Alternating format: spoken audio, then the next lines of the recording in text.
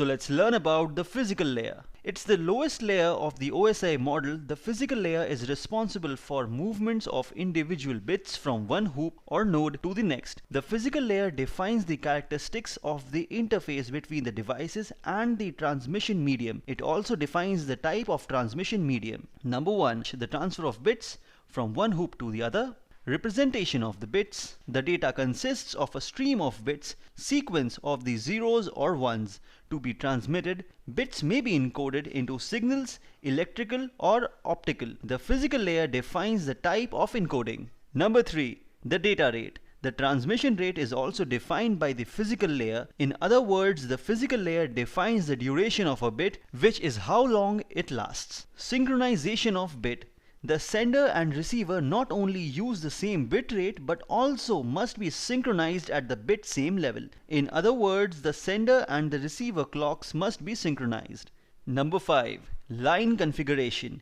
The physical layer is also concerned with the connection of devices to the media. In point-to-point configuration, two devices are connected through a dedicated link. In a multi-point configuration, a link is shared among several devices. Physical topology.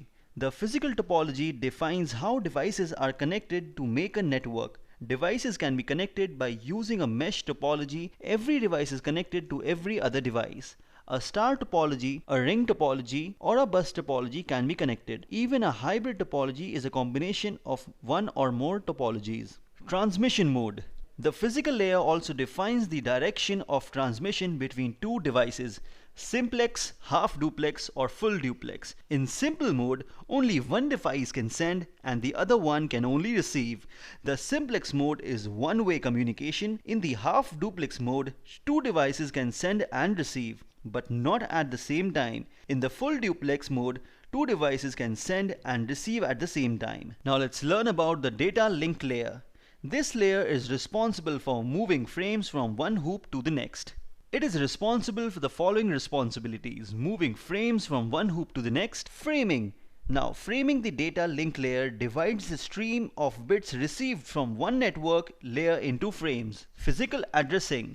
The data link layer adds a header to the frame to define the sender and or the receiver of the frame. If the frame is intended for a system outside the sender's network, the receiver addresses the address of the device that connects to the network to the next one. Number 4, the flow control. If the rate at which the data are absorbed by the receiver is less than the rate at which the data are produced in the sender, the data link layer imposes a flow control mechanism to avoid overwhelming the receiver. Number 5, access control. When two or more devices are connected to the same link, so this layer determines which device has control over the link at the given time. Now let's learn about the network layer. This layer is responsible for following responsibilities: delivery of a message from one process to another, service point addressing, which is the physical addressing implemented by the data link layer, handles the addressing problem locally. But if a packet passes the network boundary, we need another addressing system to help distinguish the source and destination systems. So for this purpose, the network layer adds a header to the destination systems. So for this purpose, the network layer adds a header to the packet coming from the upper layer. In that, it includes the logical addresses of the sender and receiver. The logical address is that when we commonly refer to as IP address. Number 3, segmentation and reassembly. Number 4, congestion control.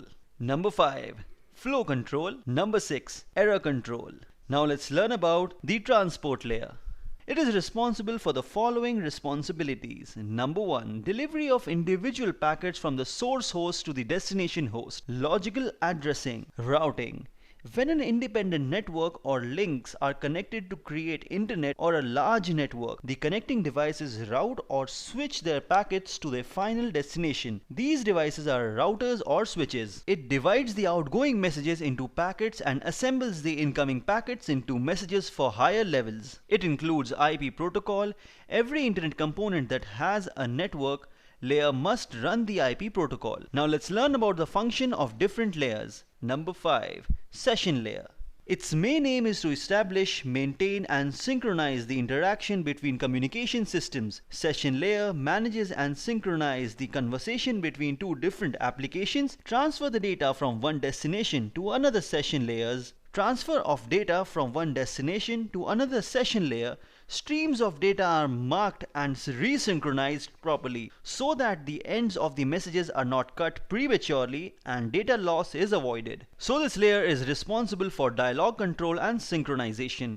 And here are the responsibilities that it performs. Number one is the dialogue control. The session layer allows two systems to enter into a dialogue. It allows the communication between two processes to take place in either half duplex or full duplex. Number two, synchronization that includes checkpointing and recovery scheme. The session layer allows the process to add checkpoints or synchronization points to a stream of data. For example, if a system is sending a file of 800 pages, adding checkpoints over 100 pages is recommended. This ensures that 100-page unit is successfully received and acknowledged. This is beneficial at time of crash, as if a crash happens at page 110, there is no need to retransmit 1 to 100 pages. It needs to retransfer only the page number 101 to 110. Now let's learn about the presentation layer. The presentation layer is responsible for translation, compression, and encryption, and it performs the following responsibilities. Number one, the representation. Number two, the encryption. It carries out encryption as the transmitter end and decryption at the receiver end. And compression. It carries out data compression to reduce the bandwidth of the data to be retransmitted. The primary role of data compression is to reduce the number of bits